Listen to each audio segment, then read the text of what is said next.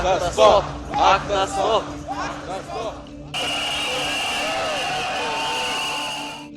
Sveiki, su jumis IT Gėris. Šeštadienį 12 val. Vinco Kudirkos aikštėje nepabijoję šalčių žmonės rinkosi į protestą prieš aktą sutartį.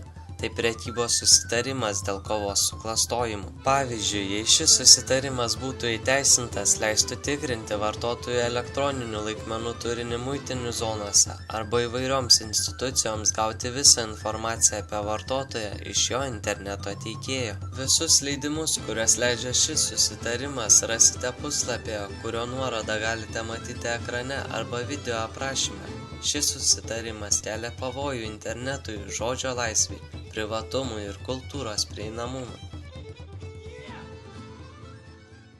Ką manote apie šį renginį? Manau, kad labai teisinga kryptimi viskas iš tiesų juda, nes manau, kad tiesiog reikalinga platesnė viešoji diskusija ir aš manau būtent, kad toks renginys yra tokios diskusijos pradžia. O ką manote apie aktą? Apie aktą? Taip, aktą. Manau, kad iš tiesų daug klausimų keliantis po kol kas yra, pavadinkim, teisinis dokumentas. Ir, aišku, kaip ir dauguma žmonių, aš manau, kad jis turėtų būti iš pradžių svarstomas turbūt ne tik tai tarp lobistų ir politikų, bet tuo pačiu ir tarp, pavadinkim, paprastų vartotojų interneto. Ką manote apie šį renginį?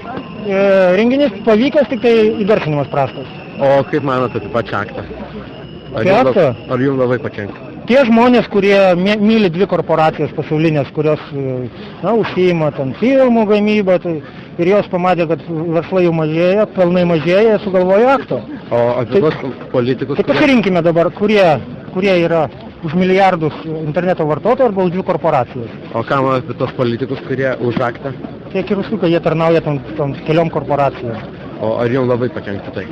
Tai be abejo, aš turėčiau kiekvieną žiūrėti ten knygą, pavyzdžiui. Ar nelegali, ar nelegali, failas kiekvienas, ar legalus, ar nelegalus. Ir paskui aš negaliu žinoti, ir dar mane nubaus. Aš tai manau, kad yra neteisėtas dalykas, nes nebuvo iš anksto pranešta ne visuomenė apie svarstymą, priimta patamsė, kaip sakant. Ir šitas dalykas reiktų, kad neratifikuotų nei Europos parlamentas, nei Lietuvos parlamentas. Aš, pavyzdžiui, asmeniškai irgi nenorėčiau, kad kažkas po mano pašto dėžutę knistusi. Ar tai fizinė, ar tai virtualinė. O ką manote apie šį renginį? Aš manau, kad renginys reikalingas buvo, kad daug jaunimo susirinko, tai irgi gerai, kad senesnių irgi atėjo, tai irgi neblogai, bet galėtų būti labiau organizuotas, paaiškinant visą esmę kai kur. Nors čia aš manau, kad susirinkusiai pakankamai gerai šitą dalyką supranta. Ačiū labai. O kokia jūsų nuomonė apie patį renginį, ar padės kaip nors? Aš manau, kad padės, nes bent jau atkreip dėmesį tiek ir per žinias parodės ir taip toliau. Tai... O apie tos politikus, kurie už aktą? Tai baisu, ir iš viso neinformavimas visuomenė, kai vienas iš tų naktinių pasirašymų. Tai...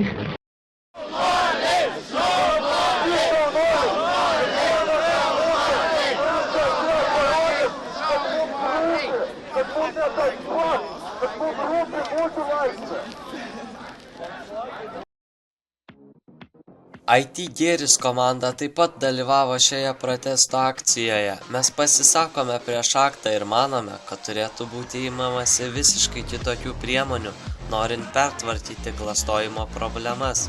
Mes už laisvą internetą. Tikėkimės, kad mūsų kova bus sėkminga. Daugiau nuotraukų, vaizdo įrašų ir naujienų rasite mūsų internetiniam ir Facebook puslapiuose bei Twitter profilyje. Su jumis buvo IT Gėris laida apie aktą akciją Vilniuje. Viso geriausio.